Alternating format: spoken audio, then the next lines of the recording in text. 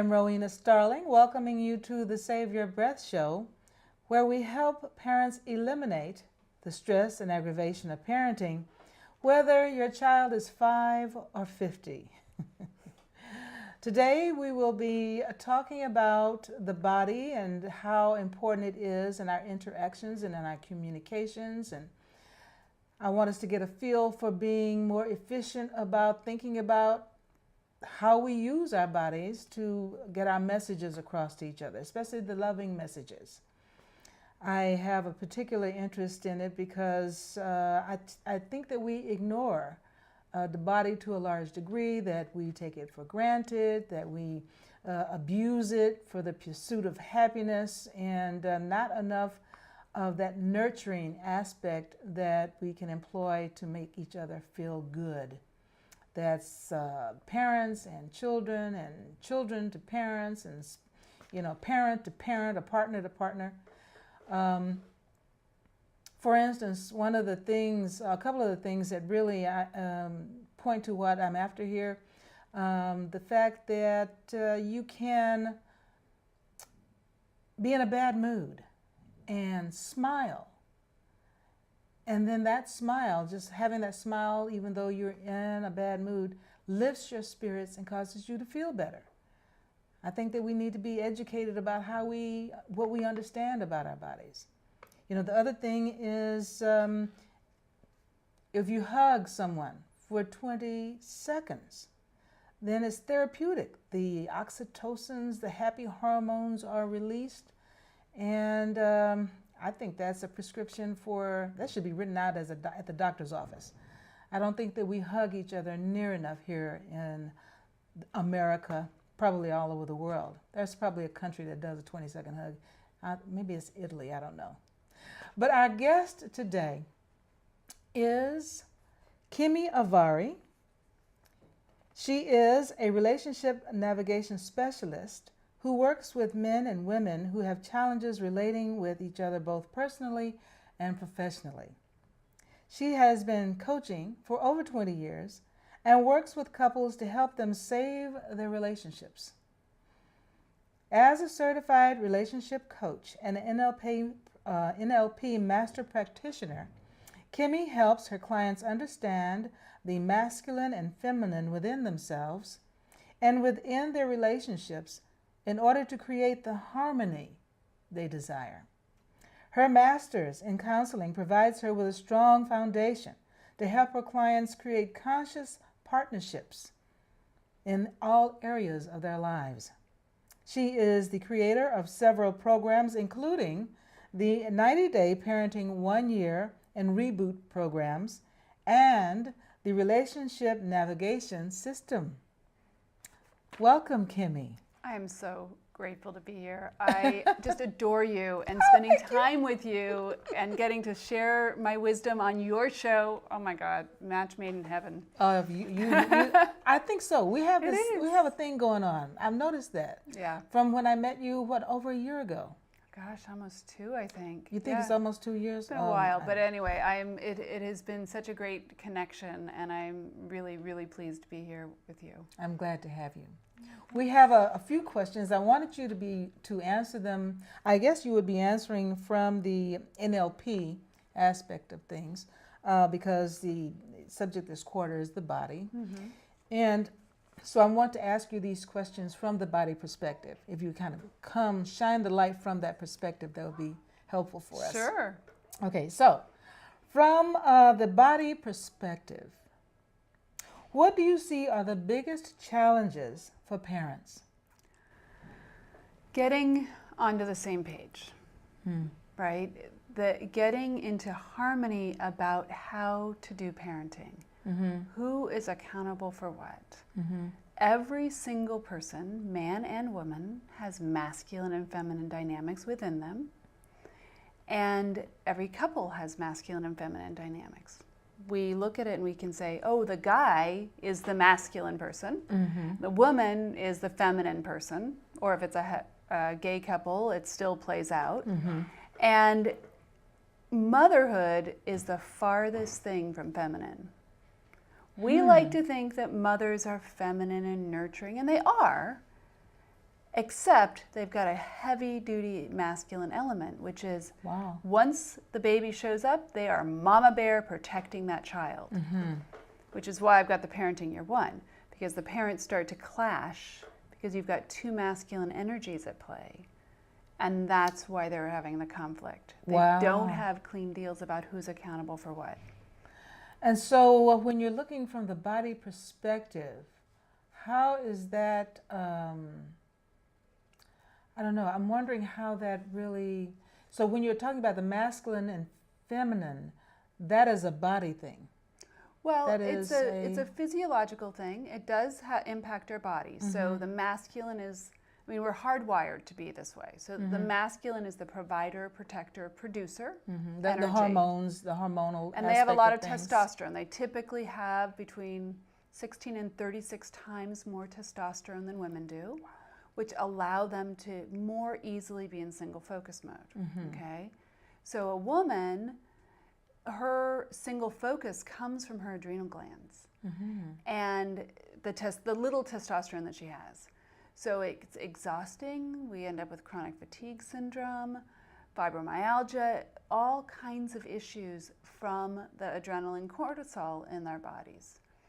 So one of my authors that I researched for my thesis was on NLP-centered body work. Yes. And this guy, Dr. Don Colbert, says that excess cortisol and adrenaline sear the body the way acid sears metal. Wow. I mean, it's really, you let that sink in. So if we're in conflict with our partner, he's not being able to communicate with her, she's not able to communicate with him, doesn't matter what the genders are, but if there's the tension because of an unhappy foundation, yes, it's wreaking havoc on their whole biology, because your body becomes literally addicted to those negative hormones from the toxic chemicals in your body. So the body becomes addicted to the negative. Isn't that crazy? Yeah. So that's why we see a lot of that being perpetuated in society. Our bodies have become, these hormonal things are going on, and it's just perpetuating bad behavior, bad feelings, bad manners, a whole lot of... Well, there's some part of it is training, right? Some, we had a lot more etiquette training in the old back days. in the days, Yeah. right? Yeah, the good old days. These days we don't have that quite so much. I mean, some people may go to sort of a finishing type schools to learn that sort of thing, the cultural norms. But the day-to-day life now for an average family is pretty stressful. You've got just the family dynamics, then you add into it the school dynamics and the internet and the work dynamic, and all of those boulders that get put together are challenging to navigate. And even that challenge to navigate can be stressful if it's not held in the right mindset. A lot of what I do with NLP is about mindset. Yes. So really exploring what you're thinking about the situation, because that creates the cascade either into health and wellness or into the toxic health disaster, so to speak. Yeah, and so if you're thinking about it, there's the brain, that's part of the body. Right. Right. I want us to break down our individual elements of ourselves so that we can, have a little more fun and have more curiosity about what's going on, rather than being at the effect of it all the time. Okay?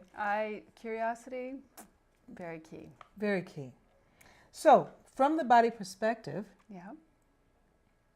what do you think stops parents from getting on the same page?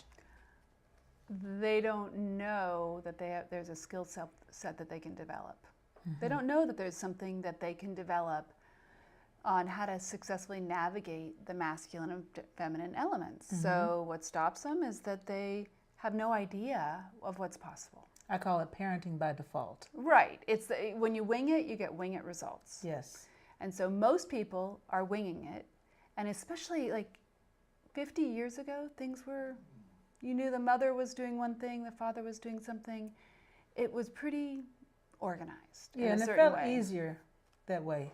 Yeah, and I don't think it maybe was that much easier as much as organized Yes. and structured. And Yes. nowadays, the structure isn't the same. So we don't have clear role models for each person. And because of that, there's more conflict. So you have to pay attention to what each person, what their skills they're bringing to the relationship, what their desires are, what they want to be accountable for, and then make deals around it. And those deals and that clarity are what brings the health and wellness. Yes. Not having the deals and having unclear expectations or unspoken expectations creates the conflict. Yes, that's one of the reasons that I created the family system, is because of that lack of structure. Yeah. And people kind of running over each other in their roles and, their boundaries. I mean, there are boundaries, even in a family dynamic, there are boundaries, right? So everybody gets to create their own custom family system and establish where the boundaries are, and so that, oh, I don't have to go over there. My wife is handling it. Oh, I don't have to go over there. The kid is handling it, you know. And the structure is key. Boundaries are good. I love having the structure. And the thing is, it's got to be worked out by each couple. Yeah.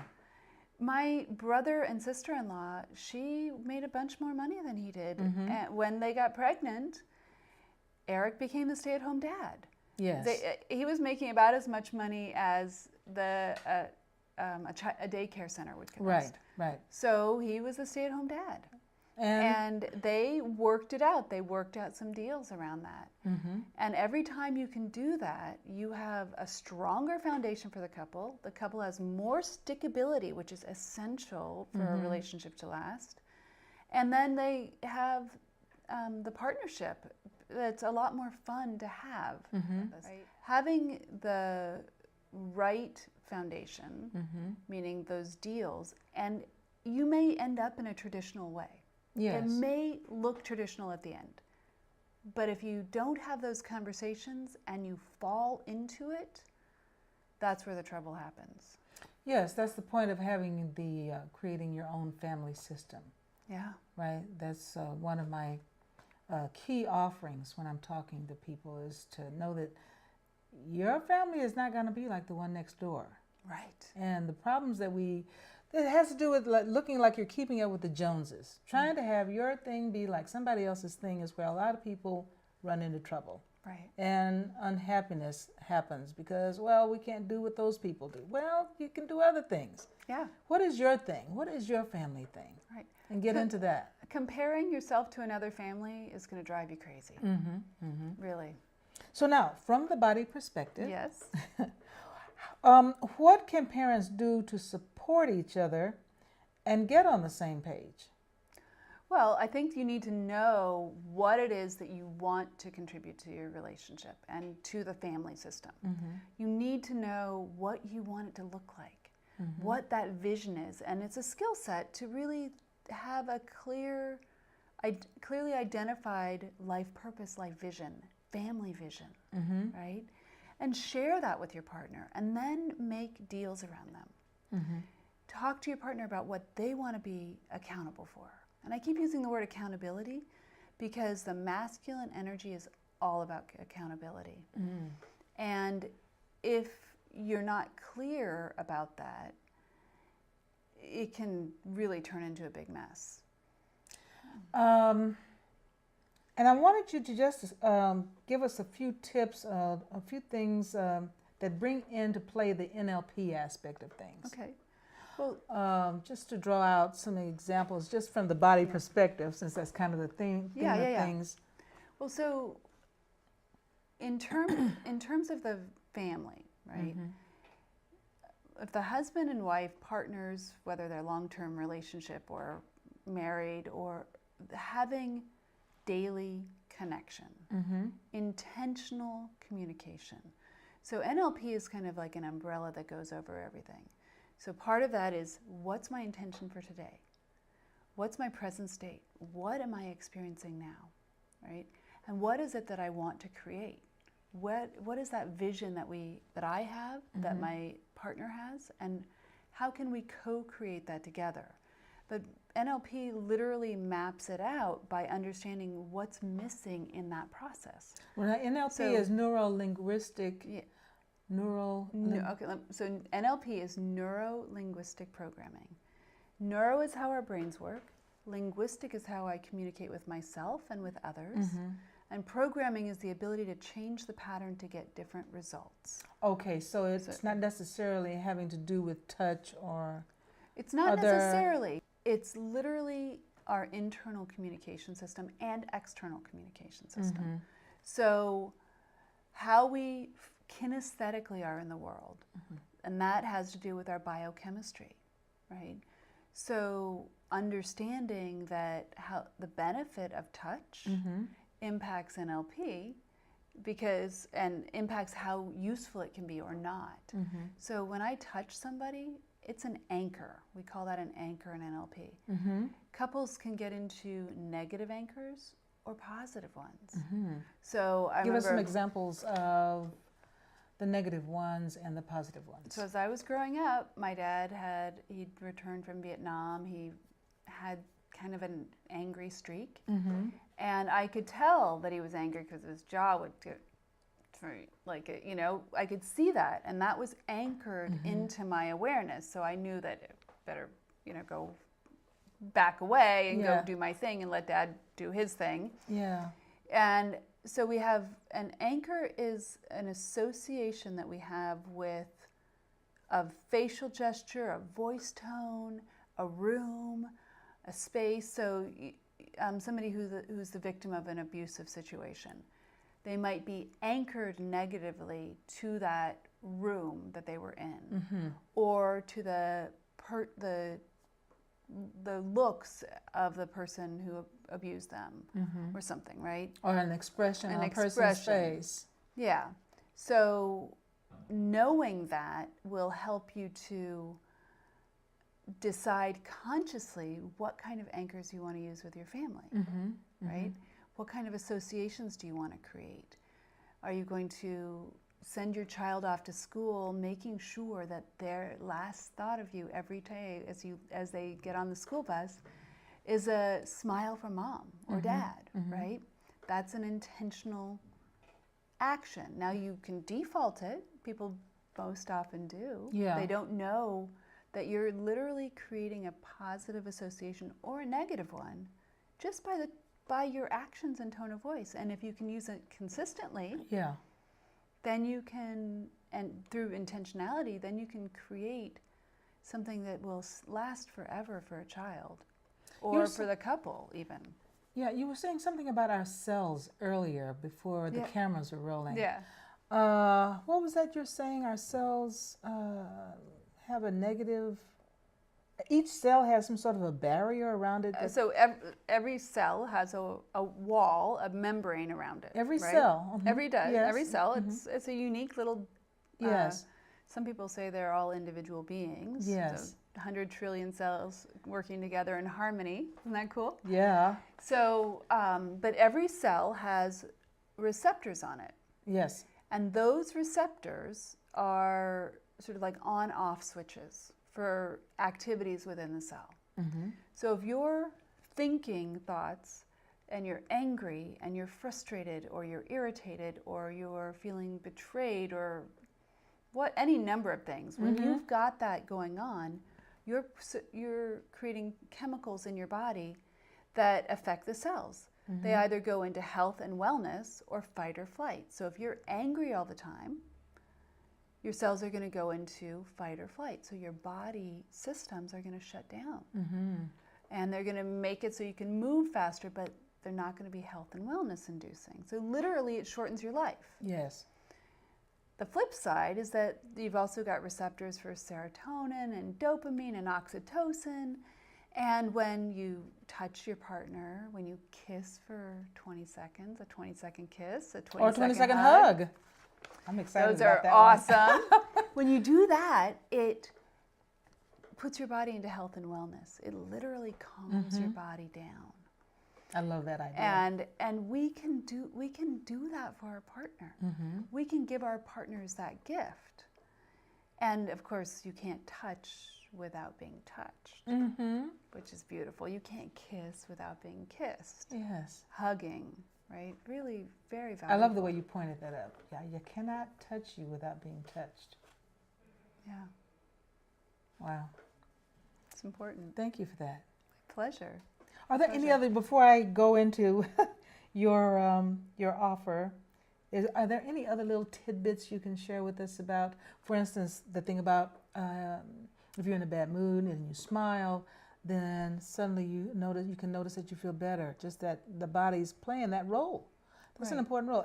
Or the thing about hugging for 20 seconds, I'm thinking as Americans, we need to all start hugging each other for 20 seconds minimum. At least. And that's a long time when you count it out. People are uncomfortable doing it, but I'd love to see us all get there. Yeah, I've seen signs where people are saying free hugs. It's pretty awesome. Isn't that cool? Yeah.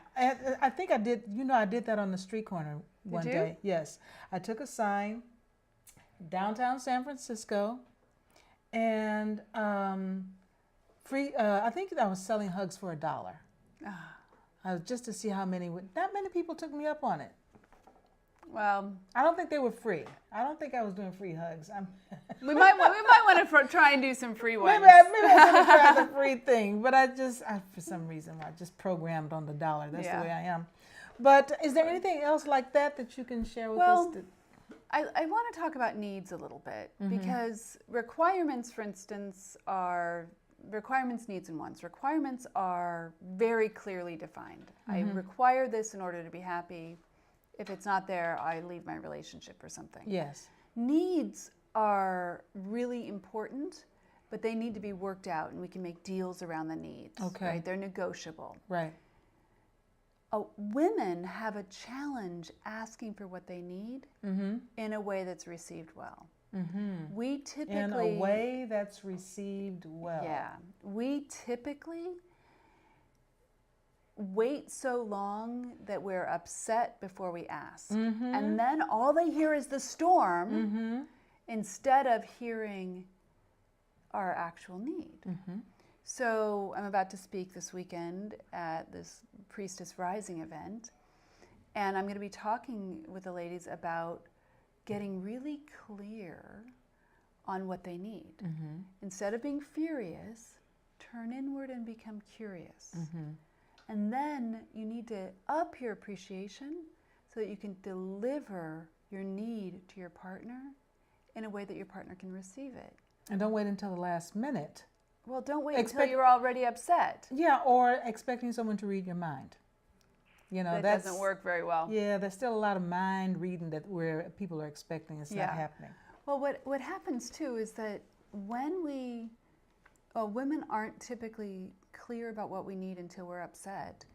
So it really takes a conscious person to go into themselves and get that clarity before they're delivering what that need is. And then when they do that, they can negotiate great deals. But if they don't do that and they give up what they need, then the relationship will spiral out of control.